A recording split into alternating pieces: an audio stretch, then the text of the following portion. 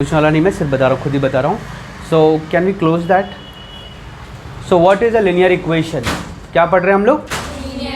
तो ये चैप्टर हम लोग शॉर्ट में रिवाइज करेंगे, एकदम शॉर्ट में रिवाइज करेंगे. जो इंपॉर्टेंट क्वेश्चन है सिर्फ वही सॉल्व करेंगे. और अगर आपने ये क्वेश्चन सॉल्व किया तो आई अश्योर यू इस चैप्टर का आपको 100% मार्क्स मिल जाएगा. 100 में से 100. अगर ये चैप्टर 100 मार्क्स का आया तो 100 में से 100. तो जो प्रॉब्लम सिखाऊंगा इसमें से क्वेश्चंस आने वाले हैं पक्का. और बहुत लिमिटेड सिलेबस है तुम लोग का, तो डोंट वरी अबाउट इट. तो हम लोग स्टार्ट कर रहे हैं आज linear equation. Is this visible this part. Linear equations in 2 variables.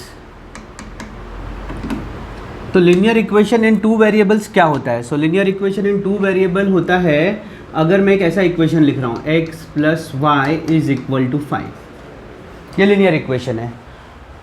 और क्या है ये ऐसा लिनियर इक्वेशन जिसमें 2 वेरिएबल्स है, इसलिए इसको हम क्या बोलते हैं, लिनियर इक्वेशंस इन 2 वेरिएबल्स. 2 वेरिएबल यहाँ पर है. एक वेरिएबल क्या है x और दूसरा वेरिएबल क्या है y इज इक्वल टू 5. मतलब x plus Y is equal to 5. 2 variable इसलिए यहाँ पर बोला गया है कि इन 2 वेरिएबल्स. लिनियर इक्वेशन है कैसे मालूम पड़ेगा, आप दोनों वेरिएबल का पावर देखो. अगर यहाँ पे ऐसा लिखा हो 5 का स्क्वायर तो इस इक्वेशन का हाईएस्ट पावर क्या है 1.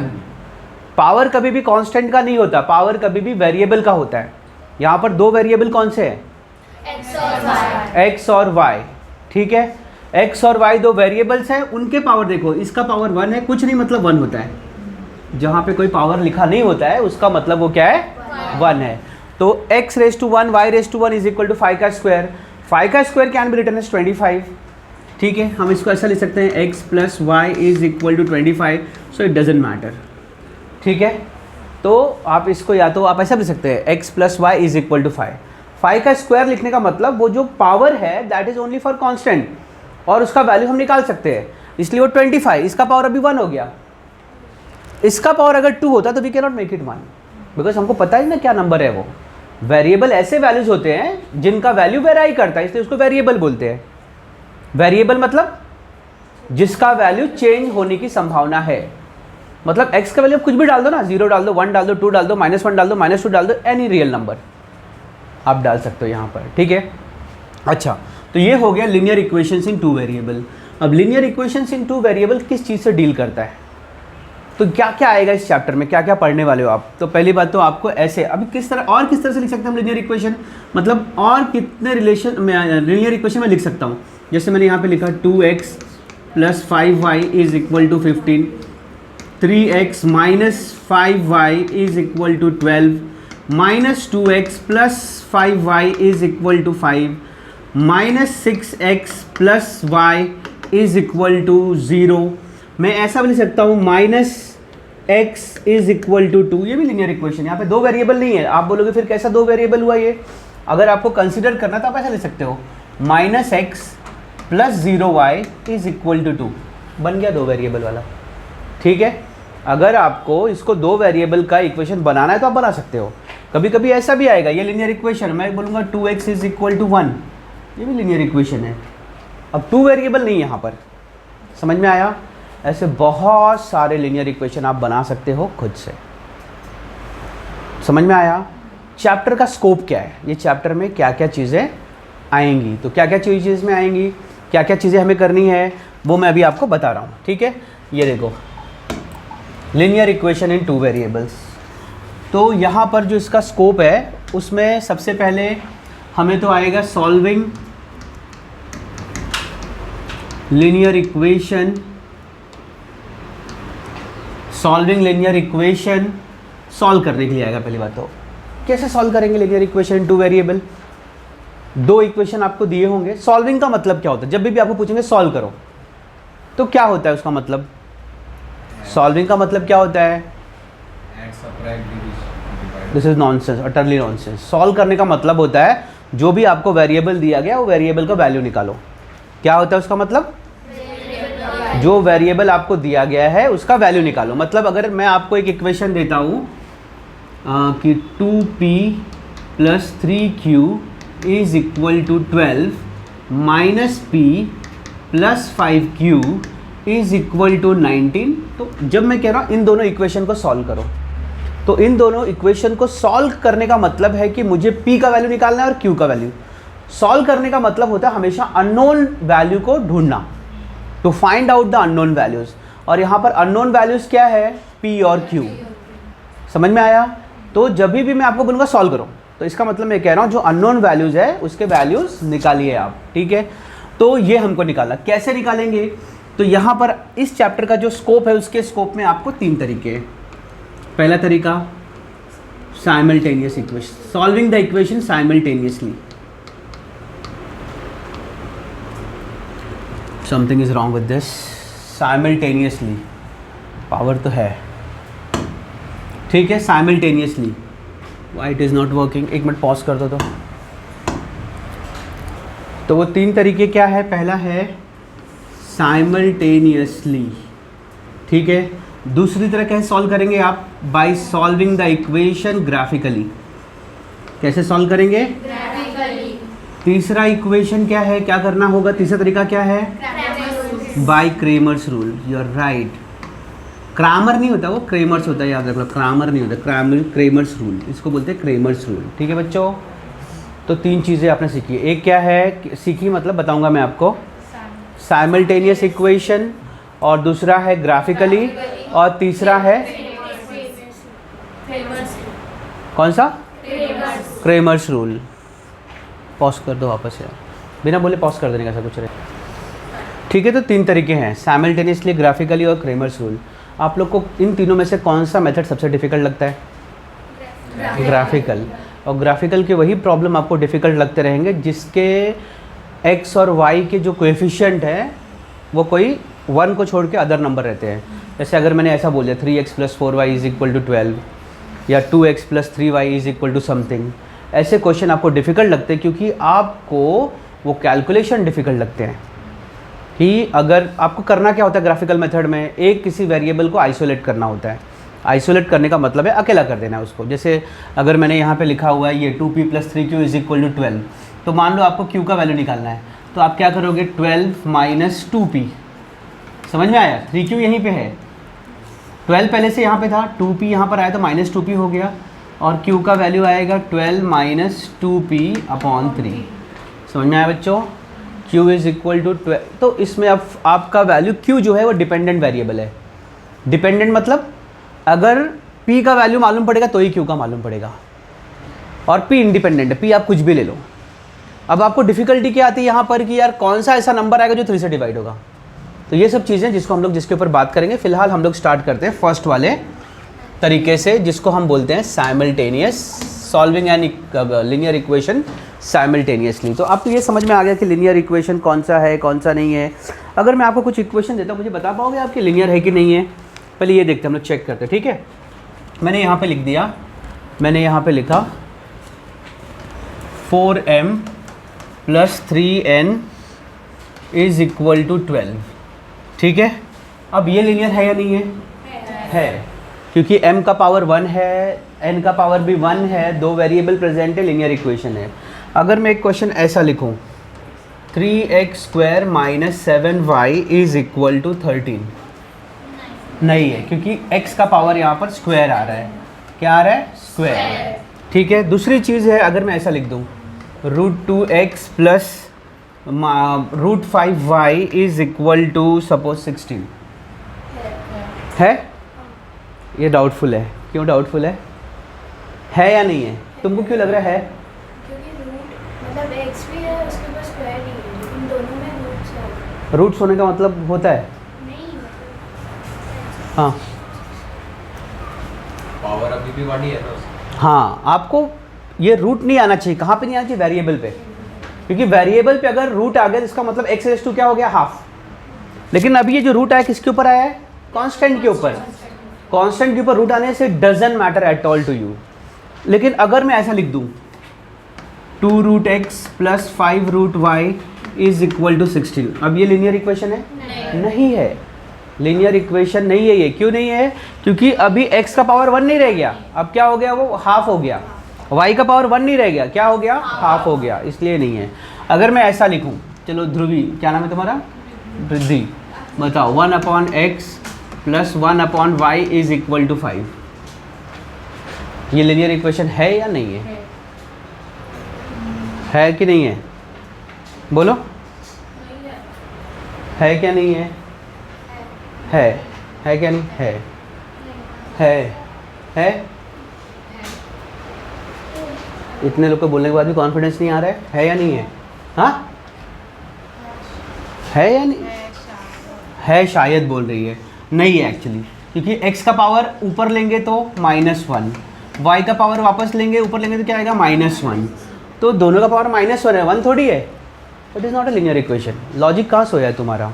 चैप्टर खत्म हो चुका है, साल खत्म हो चुका है, खाली 1-2 लोगों को आंसर आ रहा है। बाकी लोग क्या है, मानो बकरी भेड़ होते ना, मतलब उसने वो उधर जा रहा है, मुझे वही जाना है।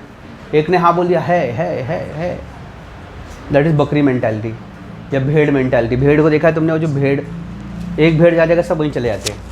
इस मेंटालिटी से बाहर आओ, अपने ओपिनियंस रखो, ठीक है? चलो इधर बात ही मत करो, उधर ही जाओ,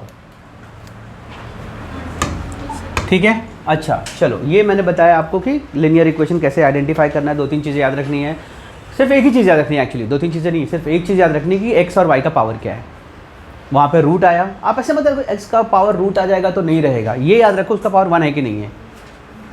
चीज़ों को सिंप्लीफाइड रखो।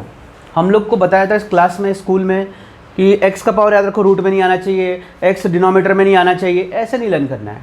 एक्स का पावर 1 आ रहा है या नहीं, यही आपका एक ही चीज़ डिसाइडिंग फैक्टर है, और कोई चीज़ डिसाइड नहीं करेगा तो लिनियर है या नहीं है, ठीक है? थोड़ा फास्ट जाते हैं क्योंकि हम लोग ने बहुत टाइम यहाँ पे ये कर दिया है। हाँ तो चलिए बेटा, चलो हम लोग स्टार्ट करेंगे एक इंपॉर्टेंट क्वेश्चन। वापस एक सिंपल क्वेश्चन से स्टार्ट करते हैं बट इक्वली इम्पॉर्टेंट। तो ये है प्रॉब्लम सेट 1.1 का, प्रॉब्लम सेट 1.1 का सेकंड प्रॉब्लम, सेकंड का सेकंड, ठीक है? अब मैं क्वेश्चन लिख रहा हूँ। The question is x + 7y = 10, और उसके साथ जो दूसरा पेयर में है 3x - 2y = 7। उसने बोला इसको सॉल्व करो साइमल्टेनियसली। सिंपल क्वेश्चन, इसको सॉल्व करो साइमल्टेनियसली, ठीक है?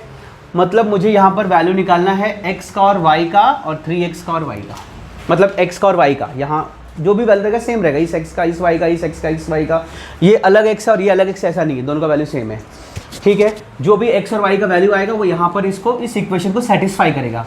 अब मैं क्या कहना चाहता हूँ, अगर मैं बोला इस इक्वेशन को सेटिस्फाई करेगा वैल्यू, मतलब इसका मतलब क्या है? डीप में जाओ, मैथमेटिक्स पढ़ना है तो डीप में घुसो, डीप डाइविंग सीखो। Left hand side right hand side को इक्वल आएगा, वेरी गुड। अगर मैं यहाँ पर x का वैल्यू डालूंगा, यहाँ पर y का वैल्यू डालूंगा, मान लो x का वैल्यू 3 है और y का वैल्यू 1 है, तो 3 + 7 = 7, 7 3 + 7 10, मतलब ऐसी हमको वैल्यू पता है क्या आएगा, लेकिन उसको हम लोग सॉल्व करके निकालेंगे, ठीक है? तो कैसे सॉल्व करते हैं, how do we solve it simultaneously?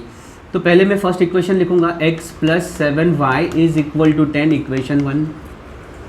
दूसरा इक्वेशन मैं लिखूंगा 3x - 2y = 7, इक्वेशन 2। दोनों इक्वेशन मैंने लिख दिया।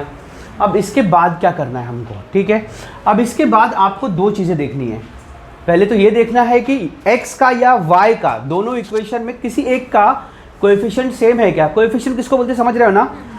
x के पहले कौन सा नंबर है, यहाँ पे y के पहले कौन सा नंबर, यहाँ पे x के पहले कौन सा नंबर, और यहाँ पर y के पहले कौन सा नंबर है, इसको हम बोलते हैं कोएफिशिएंट। तो क्या यहाँ पर x का कोएफिशिएंट सेम है? क्या यहाँ पर y का कोएफिशिएंट सेम है? अच्छा, दूसरी चीज़, अगर नहीं है तो क्या, नहीं है तो सेम लाओ, बनाओ उसको। कैसे सेम बनाएंगे उसको? आप ये सोचो कि मैं किसी एक इक्वेशन को किसी नंबर से मल्टीप्लाई करके क्या हम लोग कोएफिशिएंट को सेम कर सकते हैं? हाँ, कर सकते हैं। अगर मैं फर्स्ट इक्वेशन को 3 से मल्टीप्लाई करूँ तो ये 3x हो जाएगा। तो जो, अगर मैं ऐसा नहीं होगा खाली मैं x को 3 से मल्टीप्लाई करूँगा, अगर मैं इस इक्वेशन को 3 से मल्टीप्लाई करता हूँ तो I have to multiply 3 with this, 3 with this and 3 with this also. समझ में आया? तो हम लोग क्या करते हैं, आई will write down that multiplying equation 1/3। मेरा टारगेट है कि फर्स्ट इक्वेशन में x का कोएफिशिएंट 3 आ जाए। चलो मल्टीप्लाई करते हैं, 3 × x 3x, 3 7 21y, 3 10 30, इक्वेशन 3 हो गया। जो नया इक्वेशन बनेगा कभी उसको नया नंबर दो, इक्वेशन नंबर नया होना चाहिए, क्योंकि ये और ये सेम है क्या, नहीं, तो अब ये इक्वेशन 1 नहीं रहेगा, अभी इक्वेशन 3 बन गया है। अच्छा, अब मैंने क्या बोला था आपको, दो चीज़ें देखनी होती है। एक तो पहले ये चेक करो किसी का कोएफिशिएंट सेम है या नहीं। तो पहले तो सेम नहीं था लेकिन अब सेम हो गया है। अब हम लोग क्या देख रहे हैं, इसका इक्वेशन 2 का और इक्वेशन 1 का जो x का कोएफिशिएंट हो सेम है। पहली चीज़ हमारा सेम हो गया। अब दूसरी चीज़ कौन सी देखनी होती है, उनका साइन। जो कोएफिशिएंट सेम है उनका साइन क्या है, सेम है कि अलग है? सेम है। यहाँ पे 3 का साइन प्लस है, यहाँ पे 3 का साइन प्लस है, दोनों का साइन प्लस प्लस है। अगर दोनों का साइन सेम है तो सब्ट्रैक्ट करना होता है, और मान लो यहाँ पर -3x होता है, यहाँ पर +3x, तो ऐड करते थे हम लोग इक्वेशन को। लेकिन अभी यहाँ पर क्या है, we are going to subtract. तो यहाँ पर मैं लिखने वाला हूँ सब्ट्रैक्टिंग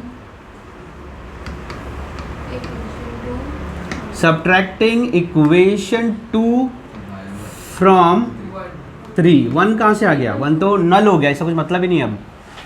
ठीक है, अब इस सब्ट्रैक्टिंग मैंने क्या लिखा, 2 फ्रॉम 3, मतलब 3 में से, ये इक्वेशन 3 में से 2 को माइनस करो।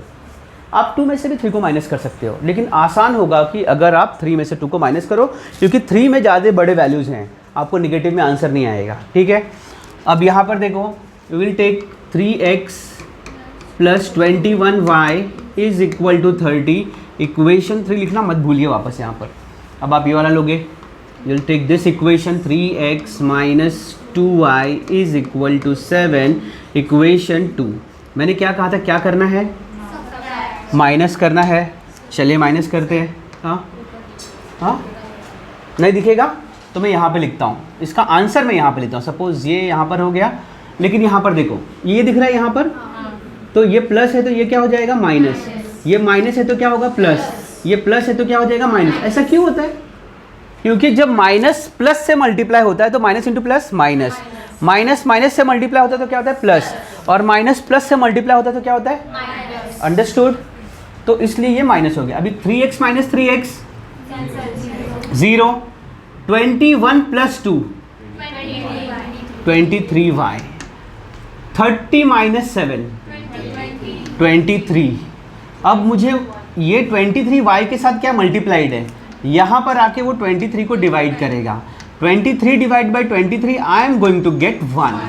सो I got value of one of the variables. There were 2 variables x और y, उसमें से एक का वैल्यू निकल गया, मतलब y का वैल्यू निकल गया। तो अब हम निकालेंगे x का वैल्यू। वो कैसे निकालेंगे, किसी एक इक्वेशन में वैल्यू डाल दो जो आसान इक्वेशन हो। तो आसान तो यही लग रहा है मुझे, क्योंकि x के साथ कोई कोएफिशिएंट नहीं है।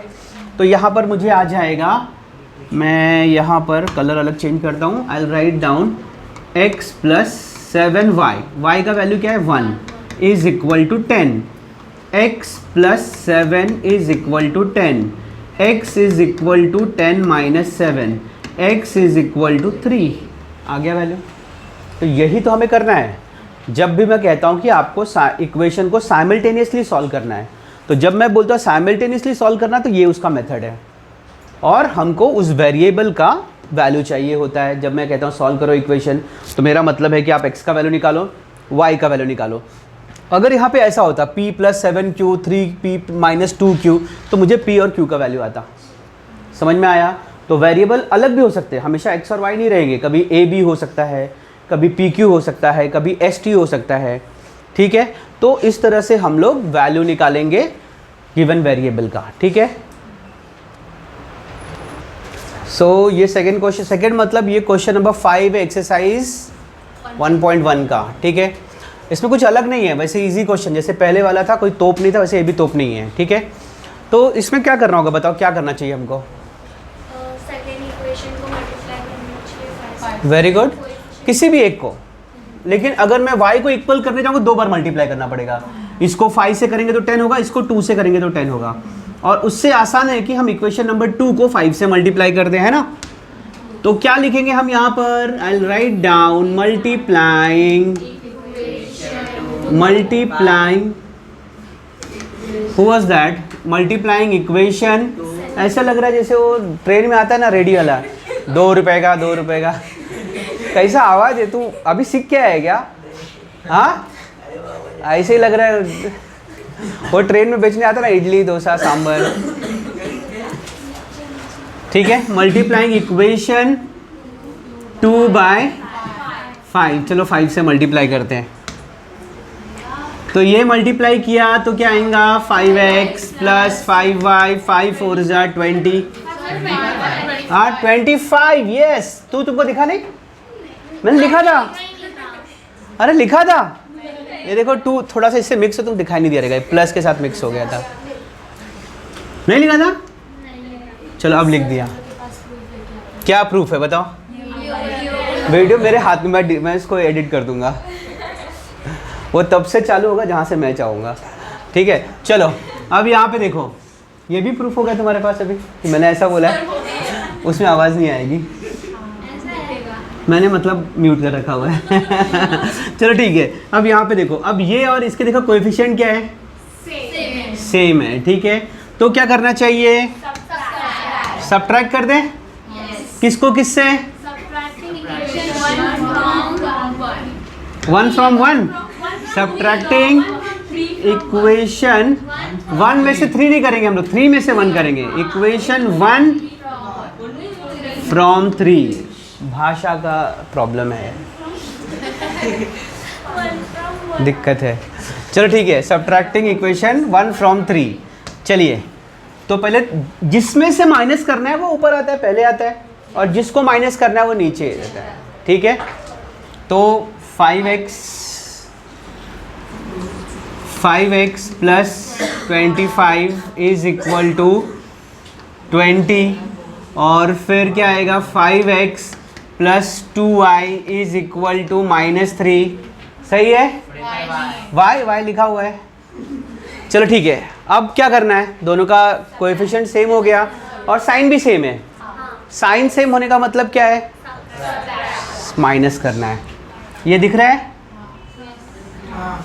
चलो ठीक है, इसको अपन ने माइनस किया, जब अपन माइनस करते हैं ना इसको, तो ये प्लस का माइनस होता है, ये माइनस बहुत बदमाश है, माइनस उल्टा करने में आगे है, मतलब जो चाहिए वैसा नहीं, वैसा मतलब तुम बोलोगे हाँ तो बोलेगा ना, तुम बोलोगे ना तो वो बोलेगा प्लस, ऐसा करता है क्या? नहीं। तुमको मालूम है बात? मालूम है, ठीक है। तब अच्छी बात है। तब यहाँ पर देखो ये प्लस है तो बोला नहीं नहीं माइनस करो इसको, ये माइनस बोलते नहीं नहीं प्लस करो, ठीक है। 5 - 5 चलो कैंसिल, 25 - 2 लो, 25 - 2 25 आ रहा है मैडम को, y, और 20 - 3 +3 है, क्योंकि यहाँ का साइन देना पड़ेगा, 20 + 3 3, तो 23 इधर दिख रहा है, y का वैल्यू 23/23 1 आ गया, तो हमको आ गया वैल्यू y का वैल्यू 1। ये y का वैल्यू कौन से इक्वेशन में डालें, आपको कौन सा आसान लग रहा है? सेकेंड इक्वेशन आसान लग रहा है, चलो डाल देते हैं। सेकेंड इक्वेशन क्या है, ऐसा लिखना पड़ता है यहाँ पर, substituting y is equal to 1 in equation 2 में डाल देते हैं बच्चों, चलो ठीक है, इक्वेशन 2 में डाल देते हैं। इक्वेशन 2 है क्या, x plus 5y is equal to 4, x plus 5 into 1 is equal to 4, x is equal to 4 - 5, एक स्टेप आगे बढ़ गया मैं, 5 × 5, 5 वहाँ पर गया, 4 - 5 is equal to -1। What you were doing, that was quite scary, कुछ तो ऐसा कुछ तो कर रही थी। x इज इक्वल टू, डरा दे कि वो एग्जामिनर हार्ट अटैक आ जाएगा उसको। x इज इक्वल टू -5, -1, इसे कंफ्यूज कर दिया पूरा मुझे, -1, डर गया मैं भी देख के तुझे। तो ये है क्वेश्चन नंबर 6 एक्सरसाइज 1.1 का मोस्ट इंपॉर्टेंट, मतलब ये क्वेश्चन और इसके बाद के जो क्वेश्चन है बहुत इंपॉर्टेंट है, 3 से 4 मार्क के लिए आते हैं, ठीक है। इसमें क्या अलग, क्या तुमको अलग लग रहा है कि यार ये थोड़ा सा अलग हो गया क्वेश्चन, मतलब इसमें एक डिनोमिनेटर आ रहा है 3, इस इक्वेशन में 3 आ रहा है और इस इक्वेशन में 4 ही आ रहा है, फिर भी ये क्वेश्चन आसान है क्योंकि एक इक्वेशन में एक ही सेम चीज़ें डिनोमिनेटर में आ रही हैं, ये कभी कभी अलग भी आती है तब वो डिफ़िकल्ट हो जाता है। तो अभी ये सेम है ना, तो हम लोग को सिंपल इसको हम बोल देते हैं कि ये इक्वेशन 1 है और ये इक्वेशन 2 है, तो मैं क्या करूँगा, मैं ऐसा लिखूँगा मल्टीप्लाइंग मल्टीप्लाइंग इक्वेशन 1 3 से, क्योंकि अगर आप इसको 3 से मल्टीप्लाई करोगे ना, ये 3 इसको कैंसिल कर देगा, इधर 3y आ जाएगा। यहाँ पर 3 से मल्टीप्लाई करोगे तो ये 3 और वो 3 कैंसिल हो जाएगा, ठीक है। और इसके साथ ही लिख लो एंड इक्वेशन 2/4, क्योंकि इसके डिनोमिनेटर में 4 है, तो आसान सा एक चेंज करना है हम लोगों को। तो अगर मैं इसको मल्टीप्लाई करता हूँ 3 से, तो यहाँ पर देखो क्या है, 3 × 1/3x। समझ में आया? मैंने इसको 3 से मल्टीप्लाई किया, 3 कैंसिल हो गया, तो क्या बचा खाली x, 1 नहीं बचा, x बचा, ठीक है। 1 × x इज x, तो यहाँ पर मुझे बचेगा x। जब मैं इसको y 3 से मल्टीप्लाई करूँगा y को, तो I am going to get 3y। इसको मल्टीप्लाई करूँगा तो 3 कैंसिल होगा और क्या बचेगा मेरे पास, 10। This is equation 1 now, I can name it as 1। या वो 1 था, अभी ये 2 हो गया, ये 2 था, ये 3 हो गया, ठीक है। Equation 1, equation 2, equation 3। Let me right it down properly, ठीक है। तो ये आ गया इक्वेशन 3, ठीक है। मैंने क्या बोला, इक्वेशन 2 को 4 से मल्टीप्लाई करना है। जब आप इसको 4 से मल्टीप्लाई करोगे तो 4 × 2, और इसको 4 से मल्टीप्लाई किया तो 4 कैंसिल, y। इसको 4 से मल्टीप्लाई किया तो 11 इज इक्वल टू इक्वेशन 4। समझ में आया? ये आ गया इक्वेशन 4। Who is talking? ठीक है। Now what we have to do, see 8x + y is equal to 11। अब आपको ढूंढना है कि x वाला वेरिएबल का कोएफिशिएंट सेम है या y वाले वेरिएबल का कोएफिशिएंट सेम है। किसी का सेम है? नहीं। अच्छा, सेम नहीं तो किसको इक्वल करना आसान है? y को कर लेते हैं, y को, क्योंकि इसको मल्टीप्लाई तो 8 से मल्टीप्लाई करना, will get like big numbers over here. तो हम लोग इससे अच्छा क्या करते हैं, इक्वेशन 2 को 3 से मल्टीप्लाई कर देते हैं, ठीक है। तो बीच में 3 हो जाएगा। चलो ऐसा करते हैं हम लोग, ठीक है। तो हम यहाँ पे लिखते हैं मल्टीप्लाइंग इक्वेशन 4/3। किससे मल्टीप्लाई करना है? 3 से। क्या पर्पस है मेरा? मिडल टर्म को सेम करना। तो यहाँ पर आ जाएगा हमको 8 3 24x + 3y 11 3 33। इक्वेशन 5 मिल गया हमको, इक्वेशन 5 मिल गया। अब इक्वेशन 5 में और इक्वेशन 3 में मिडल टर्म सेम है कि नहीं? मिडल टर्म सेम है। दूसरी चीज़ क्या देखनी पड़ती है? साइन। साइन दोनों की क्या है? प्लस है। दोनों की साइन प्लस है तो क्या करना पड़ेगा? माइनस करना पड़ेगा, सब्ट्रैक्ट करेंगे। तो यहाँ पर हम लिखेंगे सब्ट्रैक्टिंग इक्वेशन 3 फ्रॉम 5 में से 3 इक्वेशन को माइनस कर देंगे। चलो यहाँ पर लिखते हैं हम यहाँ पर लिखेंगे, we will write down that 5th equation क्या है? x + 3y is equal to 33। This is equation 5 और ये है equation 3 where we have written x + is equal to 10, equation 3, ठीक है। अब इसको हम लोग क्या करेंगे? सब्ट्रैक्ट करेंगे। सब्ट्रैक्ट कैसे करेंगे? माइनस किया, ये माइनस हो गया, ये माइनस हो गया, ये माइनस हो गया। 24x - 1x, very good. 23x, 3 - 3 0, और 33 - 10 हर बार हमें वैसे ही आ रहा है। x का वैल्यू क्या आ गया? 1 आ गया। x is equal to 23/23 is equal to 1। So finally I got x is equal to 1। मुझे x का वैल्यू मिल गया। ये x का वैल्यू हम लोग किसी इक्वेशन में डाल दो, इसमें डाल देते हैं। तो वहाँ पर क्या मैं यहाँ पे लिख दूँ? यहाँ पे दिखाई दे रहा है? तो यहाँ इससे अच्छा यहाँ कर देता हूँ मैं। चलो, तो x का वैल्यू मुझे 1 मिला है, इक्वेशन 3 में डालता हूँ। मैं यहाँ पे लिख दूंगा substituting x is equal to 1 in equation 3 में डाल देते हैं, ठीक है। तो वो x का वैल्यू क्या आएगा? 1 + 3y इज इक्वल टू 10। तो 1 वहाँ पर जाएगा। 10 - 1 क्या हो गया? 9। सो 3y इज इक्वल टू क्या आया? 9। y का वैल्यू क्या आएगा? 9/3, यानी 3 3 9, 3 आ गया। तो y का वैल्यू क्या आया अपने को? तो x का वैल्यू 1 और y का वैल्यू 3। एक चीज़ मैं आपको बताना भूल गया, जब भी आपको ऐसे आंसर्स आएंगे ना तो आपको लास्ट में लिखना होता है सॉल्यूशन, और solution will be, solution is equal to x का वैल्यू 1 और y का वैल्यू 3, ऐसे आपको लिखना होता है। ठीक है, समझ में आया? ये कुछ नहीं है, यहाँ पे मैं किसी को कुछ दिखाई देगा तो ये कुछ नहीं है, सिर्फ 1 और 3 इज़ द सॉल्यूशन। x का वैल्यू 1, y का value 3, that is the solution. ये लिखने के लिए आपको मार्क्स मिलेंगे। Shivam please shut your mouth. तो हम लोग आ गए क्वेश्चन नंबर 7 पे। प्रैक्टिस सेट 1 का 1.1 का 7 क्वेश्चन। अब इसमें क्या होता है, ये थोड़ा सा अलग क्वेश्चन है और एक पर्टिकुलर रूल पे बेस्ड है ये। मतलब जब भी आपको ऐसा दिखेगा ना कि x के साथ एक पर्टिकुलर नंबर आया और वही नंबर y के साथ आया यहाँ पर, और यहाँ पर 101 y के साथ आया तो यहाँ पर 101 x के साथ आया है, मतलब क्रॉस में इक्वल होता है ये। जो y के साथ है वो x के साथ है, जो x के साथ है वो y के साथ है। तो मतलब 99x प्लस 10y इज, और नीचे क्या है 101x प्लस 99y। ऐसे इक्वेशंस को सॉल्व करने के लिए, सॉल्व तो साइमल्टेनियसली करना है, बट एक बार प्लस करना पड़ता है, एक बार माइनस करना पड़ता है।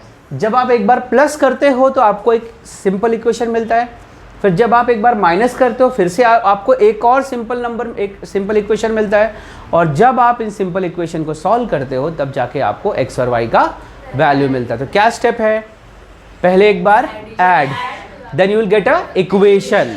सपोज ये इक्वेशन 1 है, इक्वेशन 2 है, इन दोनों को प्लस करोगे तो आपको मिलेगा equation 1 3। Then you will subtract, इसमें से इसको माइनस करो या इसमें से इसको माइनस करो। जब आप सब्ट्रैक्ट करोगे you will get one more equation, equation number 4, और फिर जब आप इक्वेशन 3 और 4 को सॉल्व करोगे तब आपको x और y का वैल्यू मिलेगा। तो सिंपल, यहाँ पे कुछ हमको देखना नहीं है कि कौन सा कोएफिशिएंट इक्वल है या नहीं इक्वल है। आपको देखने से ही मालूम पड़ गया x का कोएफिशिएंट y के कोएफिशिएंट को इक्वल है और y का कोएफिशिएंट x के कोएफिशिएंट को इक्वल है। तो simply I will write down here adding, सबसे पहले एडिंग से स्टार्ट करेंगे, एडिंग इक्वेशन 1 एंड 2। ठीक है, ऐड करते हैं। तो ऐड करने के लिए हमें ये इक्वेशन वापस लिखना पड़ेगा। हम लिखेंगे 99x plus 101y is equal to 499, फिर 101x plus 99y is equal to 501। This is equation 1, this is equation 2, and here we are going to add them. Add करने में कोई साइन चेंज नहीं होता। ऐड बहुत, एडिशन जो बहुत friendly है, तू तेरे जैसा रहे। ठीक है, सब्ट्रैक्शन बोलता नहीं तो चेंज हो।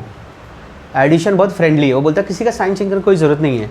आप ऐड करेगा तो क्या आएगा, 99 plus 101 200x 200y 1000। Very good, रट्टा हो गया है ना, इतना बार ये प्रॉब्लम किया रहेगा, है ना, रट्टा हो गया पूरा।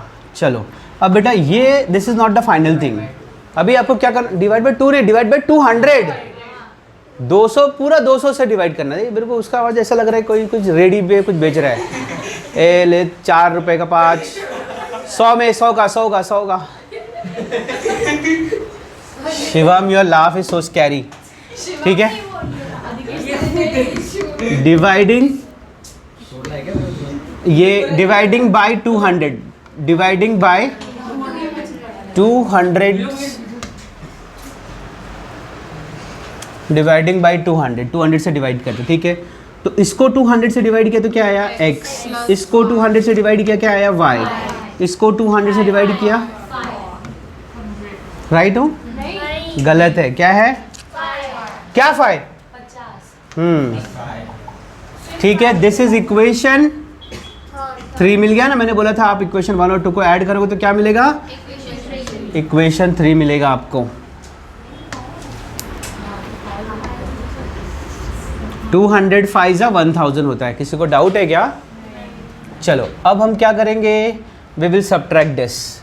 आई will write down subtracting equation 1 from 2, मतलब 1 को 2 में से माइनस करना है, 1 को 2 में से माइनस करना है। तो मैं यहाँ पर क्या लिखूँगा, 101x plus 99y is equal to 501। ठीक है, अब यहाँ पे देखो दूसरा वाला क्या है, 99x plus 101y is equal to 499।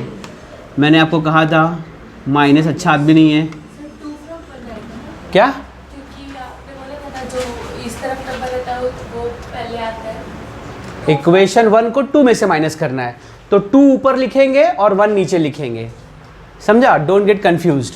तो मैंने कहा था माइनस बोलते हैं साइन चेंज करो भाई। तो 99 क्या है, प्लस है तो क्या हो जाएगा माइनस, 101 प्लस है तो क्या हो जाएगा माइनस, ये भी माइनस। और अगर माइनस करेंगे तो आंसर क्या आएगा, 101 में से 99 गया, 99 माइनस 101 माइनस 2y, और यहाँ पर भी हमको आ गया 2। अब हम यहाँ पे लिखेंगे डिवाइडिंग बाई 2, डिवाइडिंग बाय 2। 2 को 2 से डिवाइड किया, x आ जाएगा, 2 को 2 से डिवाइड किया वो y, 2 को डिवाइड किया 2 से 1। So I got another equation which is equation 4। ठीक है, 2 पार्ट हो गए। मैंने बताया 3 पार्ट में प्रॉब्लम सॉल्व होता है। पहले पार्ट में आपको दोनों इक्वेशन को ऐड करना है, इक्वेशन 3 मिलेगा। दूसरे पार्ट में आपको इक्वेशन को सब्ट्रैक्ट करना है, इक्वेशन 4 मिलेगा। और तीसरे पार्ट में इक्वेशन 3 और 4 को सॉल्व करना है। देखते हैं क्या करना होता है। तो हम लोग यहाँ पे स्टार्ट करते हैं। ठीक है, तो देखो हम लोग लिखेंगे यहाँ पर इक्वेशन 3 और 4, और इक्वेशन 3 और 4 देखोगे अगर आप ना, तो जो मिडिल टर्म है सेम भी है उसका कोएफिशिएंट, और दोनों का साइन अलग है। तो सिंपली अगर हमने ऐड कर दिया ना, मैंने बोला था साइन अलग रहेगा तो क्या करना पड़ता है, ऐड, और साइन सेम रहेगा तो हम लोग ऐड करेंगे। यहाँ पे लिखेंगे एडिंग इक्वेशन 3 एंड 4। चलो ऐड करते हैं। तो ऐड करेंगे तो क्या आएगा, सबसे पहले आएगा x plus Y is equal to 5, दूसरा आएगा x minus y is equal to 1। This is equation 3, this is equation 4। चलो ऐड करते हैं, x plus x plus y minus y cancel, 5 plus 1, x is equal to क्या आ गया 3, क्योंकि 2 उधर जाके 6 को डिवाइड कर देगा एंड विल गेट 3। x का वैल्यू 3 आ गया। अब ये जो वैल्यू है इस इक्वेशन में डाल दो। ठीक है, मेरे पास जगह कम है इसलिए मैं डायरेक्टली पुट कर देता हूँ मैं। तो x का वैल्यू इक्वेशन 1 में क्या आएगा 3, क्या है फिर plus y is equal to 5, y is equal to 5 minus 3 is equal to, तो y का वैल्यू क्या आ गया। फाइनली आप सॉल्यूशन में क्या लिखोगे, correct, x comma y is equal to 3 comma 2. That is your solution. And for doing this question you are definitely going to get 3 or 4 marks, mostly 4 marks.